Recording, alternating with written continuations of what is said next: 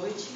Nós estamos aqui com o pai Jean Carlos Nascimento, que é conhecido nos cultos africanos como Toy Azondelu de Chapanã, que é filho do saudoso pai Francelino, do terreiro de Minas, né? Nós estamos aqui justamente para dar continuidade ao projeto Faculdade no Meu Terreiro.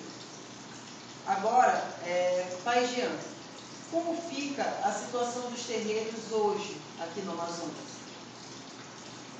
Bom, boa noite a todos.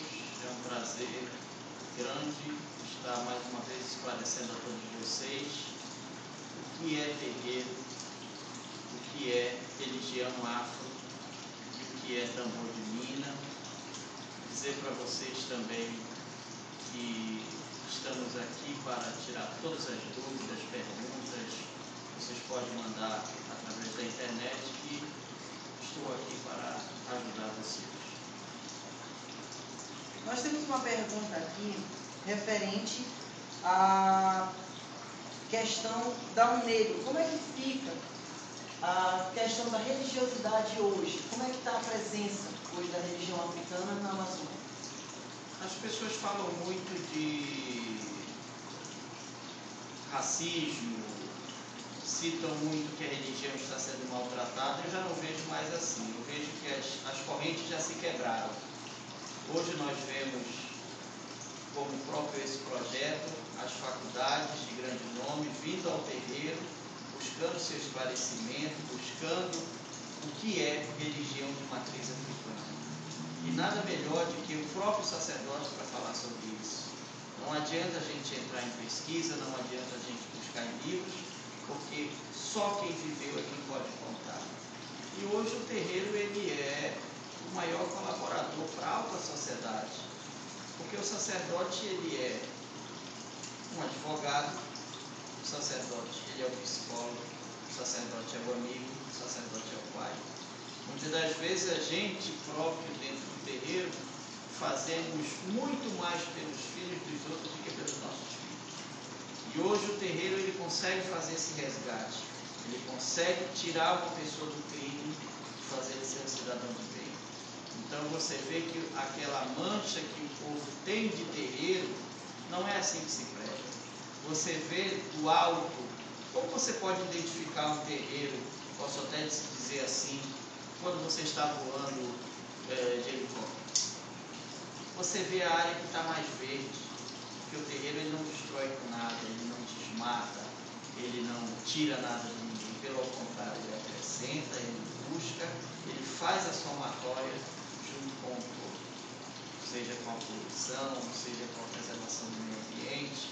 E o terreiro ele sempre está com o seu trabalho de desenvolvimento, com a sociedade, com o mundo, em busca de tudo isso, principalmente com a paz entre as religiões. Então o senhor acha de extrema importância esse projeto está resgatando realmente essa essência das religiões africanas? Com certeza, porque eu vou lhe dizer uma coisa, o negro ele pagou com sangue na senzala, mas hoje está um branco como eu defendendo a sua religião em pé de igualdade com qualquer outro. Não deixo a desejar a ninguém. Nós buscamos, aprendemos, e o que se cantava na senzala, posso dizer que se canta ainda no dia de hoje. Então hoje esse projeto, ele pode-se dizer que ele está no pé de igualdade entre qualquer outra religião, como se fossem os evangélicos, como se fossem os católicos, como se fossem os espíritos, os budistas. Nós estamos aqui para esclarecer e dizer para o povo que a religião ela só veio para somar, ela só veio para acrescentar na vida de todos nós. Quais são os cultos que são realizados na sua casa? Nós temos aqui o culto do tambor de mina, uma religião vindo da Costa do Ouro, na África, saído de Daomé, mas se baseamos muito mais por São Luís do Maranhão, onde é o berço do tambor de mina no Brasil.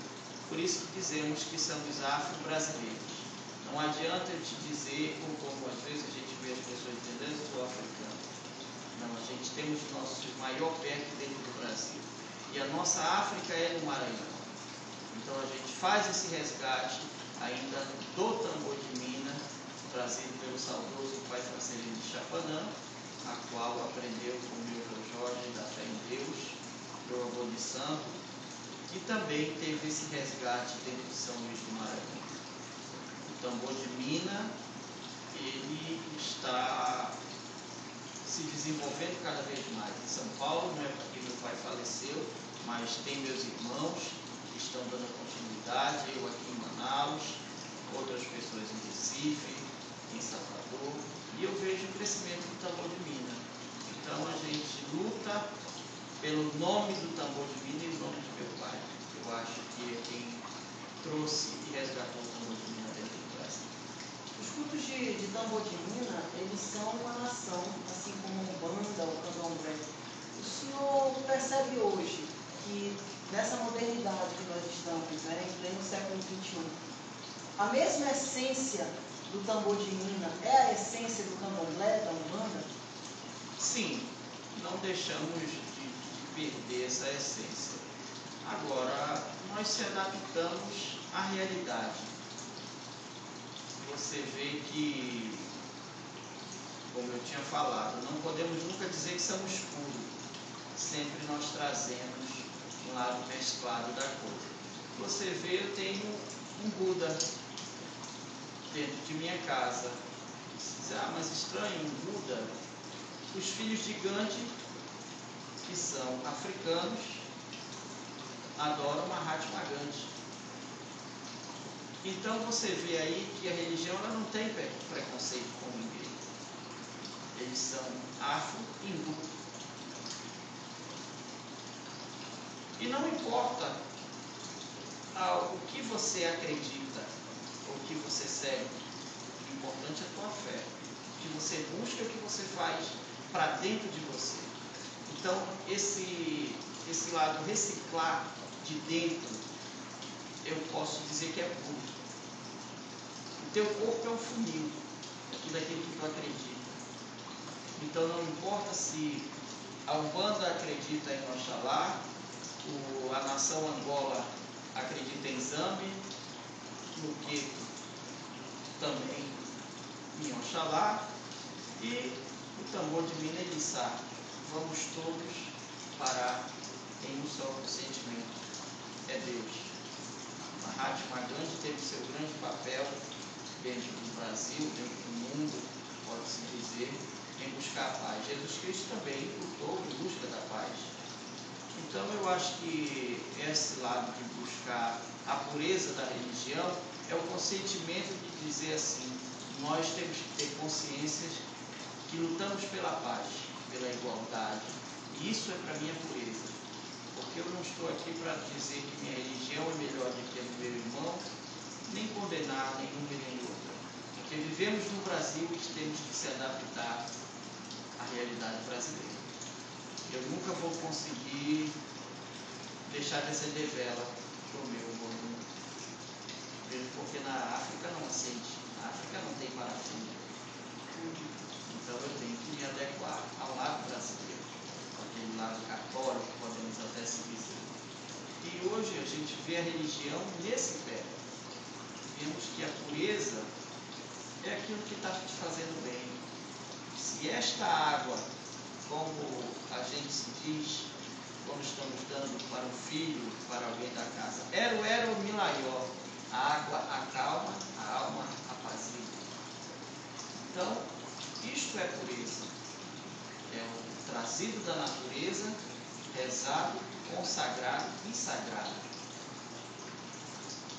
O senhor fala bastante sobre a questão da ancestralidade, né? Preservar essa ancestralidade.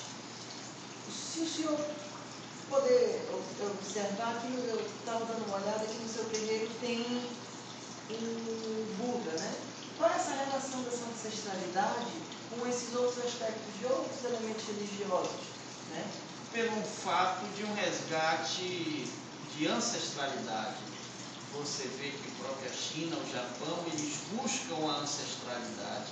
Eu estava acompanhando um documentário sobre um ato fúnebre a qual eles levavam o caixão no bambu. E que para nós o bambu é totalmente ancestral, que pertence a Oiá, Oiá do Balé, que é a primeira orixá que entra no culto de ancestral do Babai. Então você vê um encontro que não perde. Então se quiser, mas não tem nada a ver. Se não tivesse nada a ver, eles não adoravam o bambu. O bambu é nosso ancestral, nossa árvore ancestral, assim como as outras, mas ele tem um fundamento maior. Então eu vejo que tudo aquele que respeita a ancestralidade merece também o meu respeito.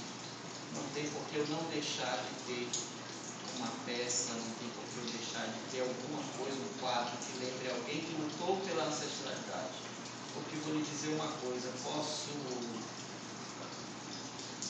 lutar pela minha religião, fazer de tudo, mas eu nunca vou esquecer de quem me iniciou, de quem foi meu ancestral, quem é meu ancestral, foi Toy Votono Francelino de Chapanã. Foi ele que me deu a vida dentro do tambor de mim. Então essa ancestralidade eu nunca vou deixar de louvar, de resgatar, de buscar. Eu acho que tudo aquilo que faz bem para a gente, para a nossa alma, para o nosso espírito, nós devemos buscar. E a ancestralidade é tudo de bom.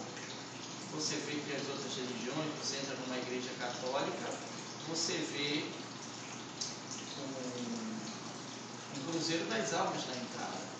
Ali é a louvação dos ancestrais, daqueles que já se foram. Você também pode ver os túmulos dos papas que são enterrados dentro do Vaticano. Ali é uma ancestralidade, é um culto ancestral. Você tira quando Jesus Cristo batizou os seus apóstolos, ele disse: você vai se chamar Pedro. Pedro não era Pedro, João não era João. Então ele louvou ali um ancestral. E a ancestralidade ela está ligada entre nós todos. As pessoas é que infelizmente ainda são primitivas nessa parte, de achar que o morto está no cemitério e quando se fecha o portão ali acaba. Quando nós falamos de ancestralidade, a gente também lembra dos Voduns, né? Que eles foram pessoas vivas. Né? Como é que se dá esse encontro com essa ancestralidade? Como é que se dá esse culto a essa ancestralidade ligada aos Voduns? Os Voduns, ele busca o seu umbigo terra. O culto ele não pode nunca deixar de existir se não fosse através de Nanã. Então Nanã é o barro, é o começo de tudo, ela que se monta o ará.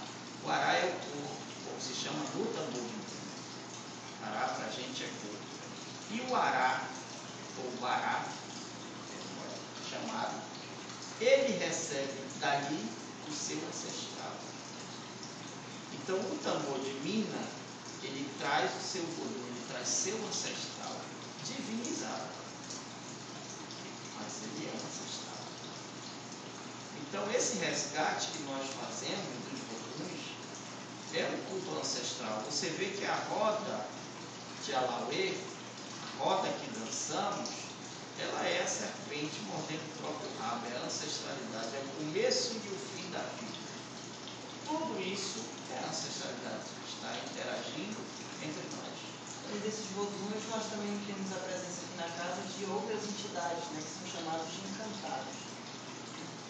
Como é que se liga também? Faz parte dessa ancestralidade, esses encantados? O encantado, ele tem um papel muito importante dentro do tambor de Mina. Principalmente no Amazonas. No Amazonas é uma terra de encantaria.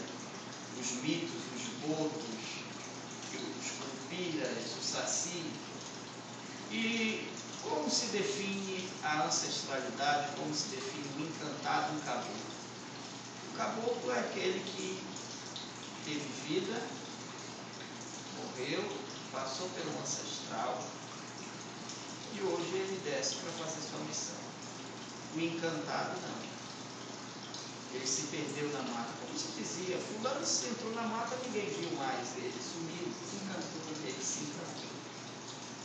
Então ele conhece um outro aspecto de ancestralidade que não deixa de ser. Então agradecemos aqui ao pai Jean Carlos, né? e esperamos então dar continuidade realmente a esse projeto que é a faculdade no terreiro. Uma boa noite e obrigado. Obrigado.